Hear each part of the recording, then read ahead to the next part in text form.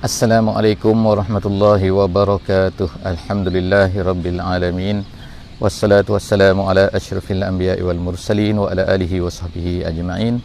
Alhamdulillah, selamat datang ke tafsir ringkas setiap muka surat Al-Quran pada pagi ini. Alhamdulillah, moga-moga Allah Subhanahu wa taala akan berikan keberkatan kepada kita.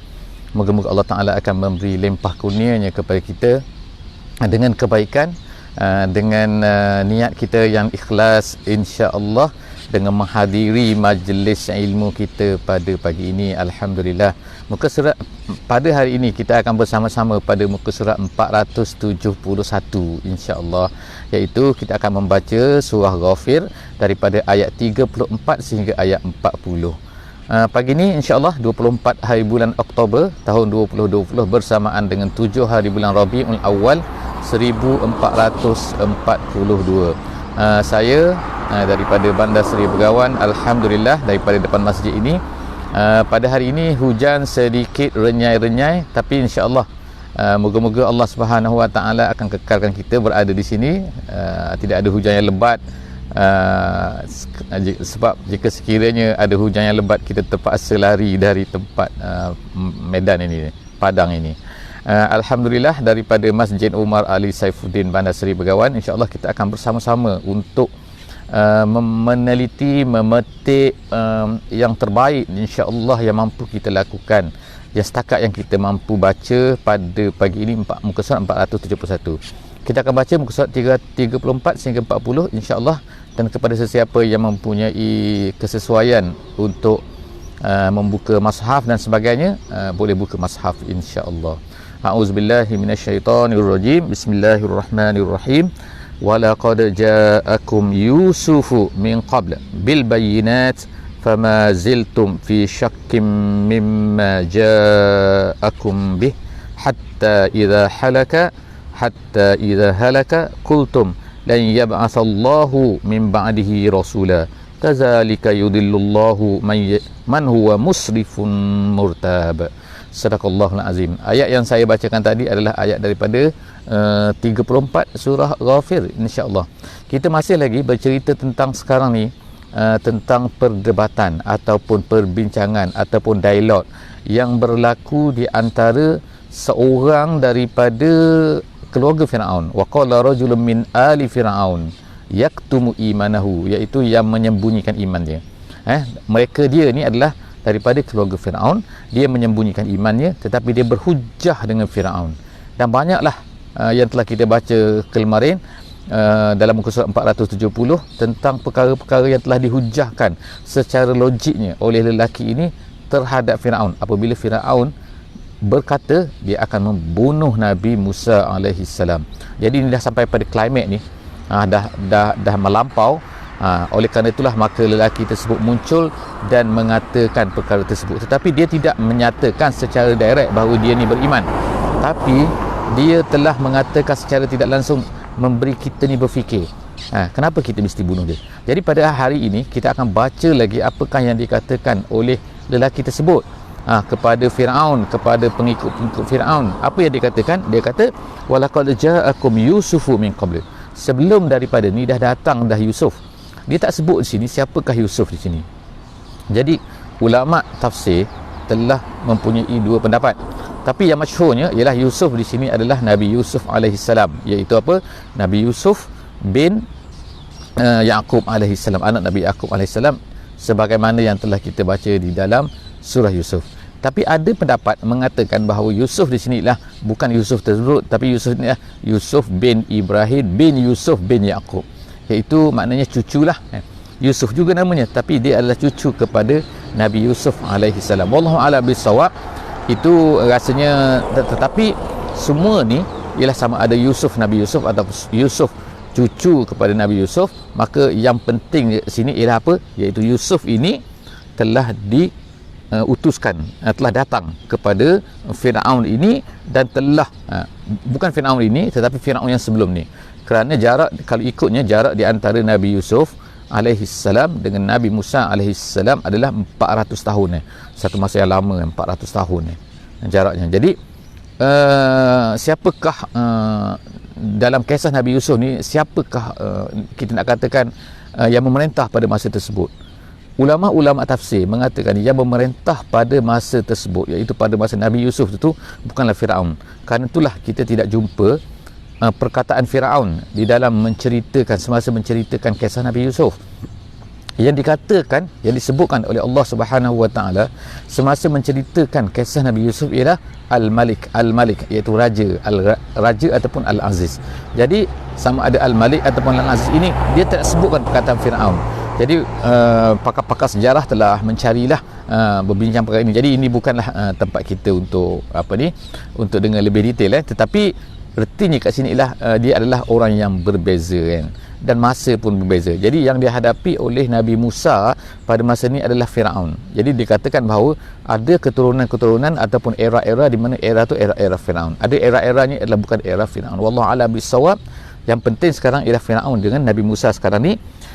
Lelaki ni berkata bahawa dulu Yusuf pun telah datang dah min qabl bil bayinat, dengan bukti-bukti, dengan tanda-tanda, bayinat, dengan penjelasan, perkara-perkara yang boleh menjelaskan. Fama ziltum fi syakkim mimma ja'akum bih. Tapi kamu ni masih terus kata. Jadi apa yang dibawa oleh Nabi Yusuf dulu pada masa Nabi Yusuf AS, memang Nabi Yusuf ni menjadi seorang ketua kan, menjadi seorang menteri di dalam kerajaan tersebut, tetapi ajarannya tidak diterima oleh semua orang. Dakwahnya tidak diterima oleh semua orang. Mereka menerima dia sebagai menteri, mereka menerima kepakarannya, tetapi tidak menerima dakwahnya. Jadi ini adalah masalah. Jadi seterusnya ialah apa? Allah Ta'ala bercerita kat sini melalui lelaki ni berkata, dia kata, dulu pun kamu pun tak ikut juga, dia kata. Hatta iza halaka, sehingga apabila dia mati. Halaka ni bukan makna binasa, tapi maknanya Yusuf ni meninggal. Bila Yusuf dah tak ada, kultum lan yab'asallahu min ba'dihi rasulan. Tak adalah Allah Ta'ala tak utuskan rasul-rasul pun. Dia kata, kazalika yudillullahu man huwa musrifun murtad. Dan begitulah disebut sini Allah Subhanahu wa taala menyesatkanlah orang-orang yang mana apabila seseorang itu yang musrif. Musrif ini yatajawazul had, iaitu orang yang melampaui had, melampaui batas, melampau-lampau, melanggar batasan-batasan Allah Subhanahu wa taala. Murtabun, orang yang syak, iaitu orang yang ragu-ragu. Dia ragu-ragu. Jadi lawan kepada musrif ini ialah kita mengikut apa yang ditetapkan oleh Allah Subhanahu wa taala. Lawan kepada murtab ialah kita yakin tak adalah sekali macam ni, sekali macam ni sebagaimana yang disebutkan di sini. Seterusnya ialah ayat yang ke-35. Allazina yujadiluna fi ayatillahi bighairi sultanin atahum. Allah Ta'ala sebutkan perkara yang hampir sama yang telah kita baca sebelum daripada ni, iaitu apa? Mereka ni bermujadalah, mereka ni suka berbalah, mereka suka bertengkar, mereka ni suka mempersoalkan berdebat, yujadil, mujadalah. Jadi mereka ni asyik bermujadalah. Bermujadalah apa? Kalau nak bermujadalah pada perkara-perkara yang bukan syar'i, no problem, terpulanglah kan. Nak kata 1+1 2, 1+1 3, terpulanglah berdebat dah kan. Tu tak salah, tak jadi dosa kan. Tetapi apabila berdebat, masalahnya ialah apa? Berdebat mempersoalkan ayatillah. Kemudian berdebat pula bighairi bighairi sultanin atahum. Tak ada dalil buat tu. Kita sebut sebelum daripada ni kan, sultan ini mempunyai dua makna, sama ada kekuasaan ataupun hujah. Jadi dalam Quran banyak menggunakan perkataan sultan ini, ialah artinya ialah hujah. Jadi maknanya orang yang berdebat ni tak ada hujah pun. Hujah-hujah mereka ni tak ada hujah yang didatangkan tu oleh Allah Subhanahu wa ta'ala. Atahum kabura maqtan indallah. Oleh kerana itulah maka sangat besar kemurkaan Allah Subhanahu wa ta'ala. Sangat besar. Maktan kita sebut sebelum daripada ni kan, maktan yang ni adalah klimat kepada al-ghadab. Al-ghadab ni adalah marah, tetapi maktan ni up lagi, tinggi lagi. Jadi kemudian Allah Ta'ala ni tak suka sangat, benci sangat. Indallah wa indal ladzina amanu. Dan orang beriman pun tak suka juga apa yang dia buat ni. Maknanya orang beriman ni akan sentiasalah menurut Allah Subhanahu wa ta'ala kan. Kalau satu benda yang Allah tak suka, sepatutnya orang beriman ni dia tak suka. Apabila Allah suka satu perkara, maka sepatutnya orang beriman ni akan suka satu perkara. Jadi Allah Ta'ala sini mengiringkan bersama-sama kan, iaitu apa kan, bukan bersama Allah manusia ni sama dengan makhluk Allah Ta'ala, bukan makhluk ni sama dengan Tuhan, bukan. Tapi maksudnya ialah apa yang Allah tak suka, sepatutnya orang beriman ni tak akan suka. Apa yang Allah suka, orang beriman ni suka. Itu adalah sifat, salah satu daripada sifat orang beriman.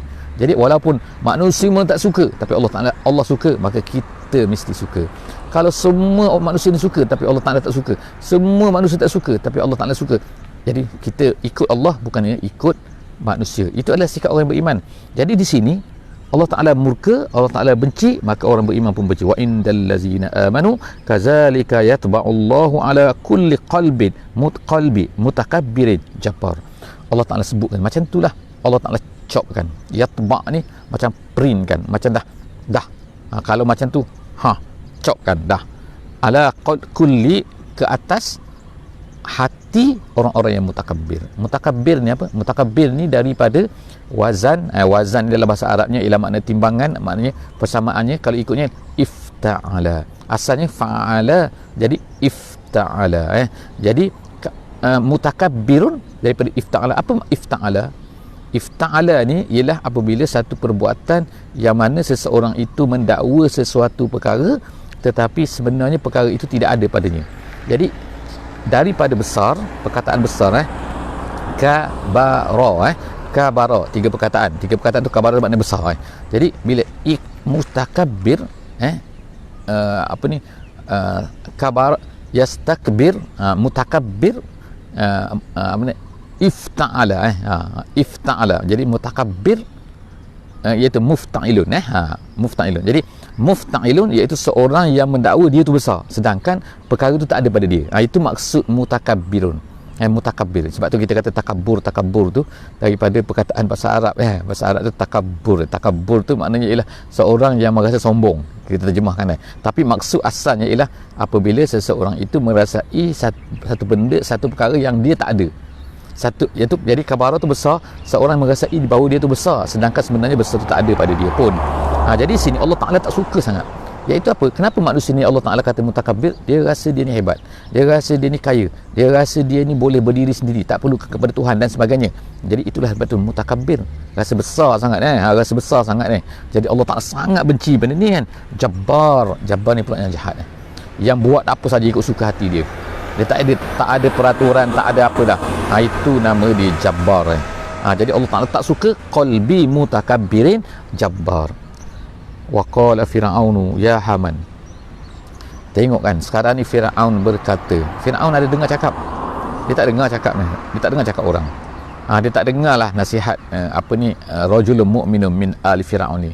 Tapi apa yang dia buat lagi? Dia kata apa? Dia sombong lagi ni. Dia kata jadi sombong ni ialah daripada asalnya daripada iblis kan. Daripada iblis. Iblis kata aba wastakbara.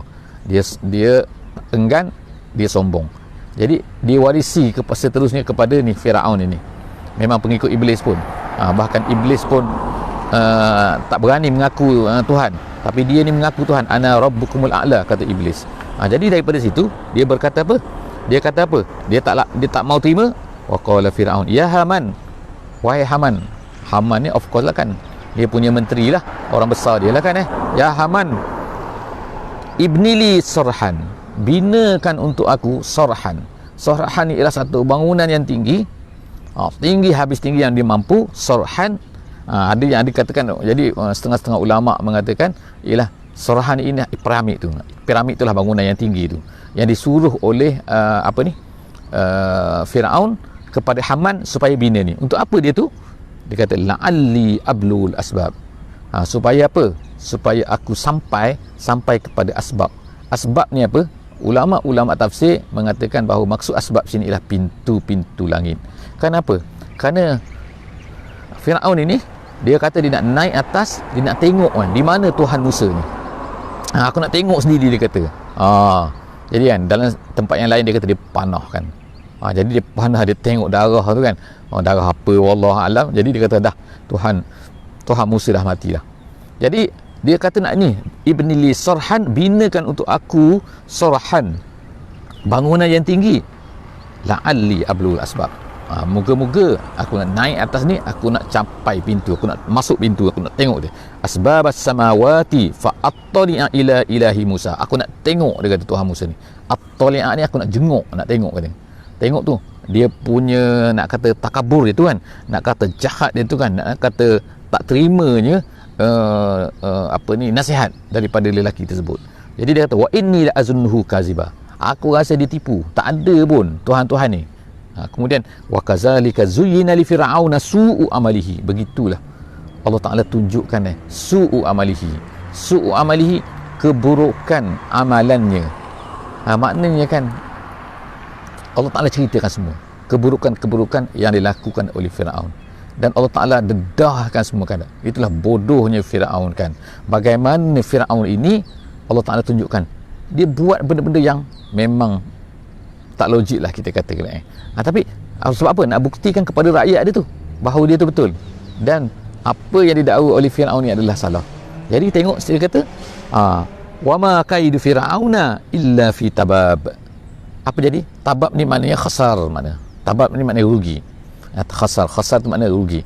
Jadi Allah Subhanahu Wa Taala sebut kat sini wa ma kaidu fir'aun, apa planning dia, apa strategi. Kaidu ni maknanya planning jahat dia, strategi jahat dia, apa yang dia buat tu kan, semua perancangan-perancangan itu semua rugi, menghabiskan duit, tidak memberi apa-apa pun. Adakah dia dapat ni? Akhirnya dia sendiri dimatikan oleh Allah SWT di dalam laut. Kemudian waqala allazi amana ya qaumi ittabi'uni ahdikum sabilar rasyad, berkata lelaki itu. Tak habis lagi, nampak tak cerita mana kita dah habis 2 muka surat kita masih lagi sedang bercerita tentang dialog yang sedang berlaku. Jadi kita nampak tak bahawa surah Ghafir ini, sebab itulah kadang-kadang dinamakan surah Al-Mu'min. Surah Al-Mu'min, nama surah Ghafir ni ada 2 kan. Yang pertama ya Ghafir, yang kedua Al-Mu'min. Kenapa Al-Mu'min? Kerana menceritakan tentang lelaki inilah. Wa qala rajulun mu'minun min ali fir'aun ni, kerana ada lelaki ni. Jadi ertinya kan kisah Nabi Musa ni dengan Fir'aun ni banyak di banyak tempat ada surah ni dan sebagainya. Tetapi dalam surah ini fokusnya adalah nak menceritakan tentang lelaki ini, iaitu lelaki yang sanggup untuk berdepan dengan Fir'aun dan memberikan pelbagai hujah. Jadi ini adalah kita nak katakan sebagai apa ni, sebagai support untuk orang-orang yang beriman kepada orang-orang yang menjadi pendakwah, orang-orang yang nak bercerita Islam kepada manusia lain. Ini adalah di antara panduan-panduan, ini adalah di antara perkara-perkara yang hendak diceritakan kepada manusia kan. Nak menggunakan logik, kadang-kadang menggunakan ini dan sebagainya, macam-macam sebagaimana yang Allah Subhanahu Wa Taala ceritakan melalui lelaki ini. Jadi lelaki ini berkata lagi, dia kata wahai kaumku, jangan ikut Fir'aun tu, ikut aku, iaitu bukan ikut aku, tapi maksud dia tu ialah ikut aku apa yang aku katakan ni, apa yang aku sebutkan ini, ikut aku, jangan ikut. Sebab apa? Dia kata ittabi'u ya qaum, wahai kaumku, ittabi'uni. Ni di situ dalam tulisan Al-Quran kalau kita tengok dia tak ada ya, tapi barisnya di bawah. Jadi dalam qiraat, dalam setengah qiraat lain dia bukan dalam qiraat, minta maaf, di dalam penulisan dalam rasam, setengah-setengah rasam dia ada ya tu. Jadi kedua-dua tu betul dua-dua tu boleh diterima, iaitu ada ya dan tak ada ya. Jadi kalau ada ya dia baca panjang sikit, wattabi'uni. Kalau tak ada ya dia baca pendek, wattabi'uni, wattabi'uni ahdikum, macam tu Jadi yang dalam qiraat biasa kita ni ialah, dalam bacaan biasa kita, wattabi'uni ittabi'uni ahdikum, aku akan tunjukkan kamu sabilar rasyad, jalan yang betul, jalan yang baik, jalan yang membawa kepada kebaikan. Kemudian seterusnya insya-Allah sikit lagi insya-Allah sebab hujan dah mula turun jadi kemudian disebut sini ya qaum innama hazihil hayatud dunya mata'un wa innal akhirata hiya darul qarar. Lelaki ini terus bercakap, tengok, wahai kaumku, ya kaum. Dia cerita pula tentang apa sekarang ni? Tentang ghayah, tentang matlamat hakikat dunia ni apa, akhirat tu apa. Jadi dia ceritakan, lelaki ni cerita wahai kaum dalam dakwahnya ni Jadi artinya di sini kan dalam dakwah kita, antara perkara yang perlu disedarkan kepada manusia ialah bahawa dunia ini adalah apa? Al-mata'. Dunia ini adalah keseronokan saja kan. Mata'un wa innal akhirah, dan akhirat lah yang apa? Darul qarar. Dalam bahasa di sini, dalam bahasa kita ni di Brunei ni ada disebutkan qarar, memerintah. Qarar tu makna tetap, tetap kekal memerintah dalam bahasa Arab qarar. Di sini qarar artinya lah mustaqir. Qarar di sini maknanya ialah mustaqir, iaitu akhirat adalah tempat yang kekal, tempat menetap sebenar. Jadi kita ni yang sekarang dalam dunia ni adalah seperti dalam perjalanan kan. Dalam travel dalam berjalan dalam So kita mungkin akan berhenti sekejap. Berhenti di mana? Berhenti di dunia ni. Jadi oleh kerana kita berhenti di dunia ni, ibarat pokok kan, kita berhenti berehat sekejap di bawah pokok. Adakah di bawah pokok ni kita nak bina segala sesuatu? Kita nak buat semua benda? Tak. Kita ada matlamat lain jadi sebab itulah nama dia ghayah. Ghayah kita ialah Allah Subhanahu Wa Taala. Matlamat kita dalam bahasa Arabnya ghayah ni dalam bahasa Arab ialah apabila suatu tempat yang mana tidak ada lagi tempat selepas daripada tu. Satu perkara yang mana tak ada lagi selepas daripada tu perkara lain. Jadi dia adalah ghayah. Dia adalah yang terakhir Ghayah itu ghayah Kalau hadaf dia lain sikit. Kalau hadaf ni ialah kita nak pergi situ tapi ada tempat lain sebenarnya yang akhir lagi. Jadi ghayah kita ialah akhirat Ghayah kita ialah Allah Subhanahu Wa Taala, bukan dunia ni. Dunia hanyalah mataun. Man amila sayyi'atan fala yujza illa mislaha. Allah Taala kata siapa yang berbuat dengan amalan kejahatan maka dia tidak akan dibalas illa mislaha, melainkan sepertinya. Kita dah baca sebelum ni kan. Kalau jahat dia akan dibalas satu. Kalau kebaikan, tapi kalau wa man amila salihan min zakarin aw unsa wa huwa mu'min fa ulaika yadkhulunal jannah. Orang-orang yang beramal dengan baik daripada orang-orang yang beriman, lelaki atau perempuan, Allah Taala akan balas dia dengan dimasukkan yadkhulunal jannah. Ada bacaannya yudkhiluna, ada bacaan yudkhilu, ada bacaan yadkhulu. Kita baca yadkhulunal jannah, masuk syurga. Yurzaquna fiha bighairi hisab, dan dia akan diberikan rezeki tanpa hisap. Maknanya di akhirat ni tak ada perkiraan dah, tak kira nak apa semua boleh, tak ada kira-kira. Kalau kita pergi makan di kedai, dia akan kira kan, makan banyak nanti kena kira banyak. Ni tu sebagai contoh lah maknanya kan. Tapi di akhirat tak ada kira, nak makan apa tak ada apa-apa, semua boleh.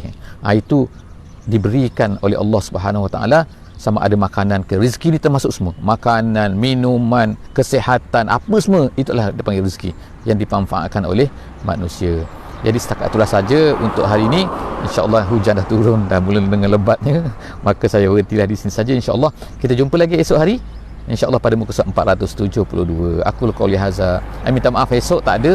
Esok kerana esok kita akan ada hadis pada pukul 5.30 insyaAllah. Hadis Riyadhus Salihin. Wabillahi taufiq wal hidayah. Wassalamualaikum warahmatullahi wabarakatuh.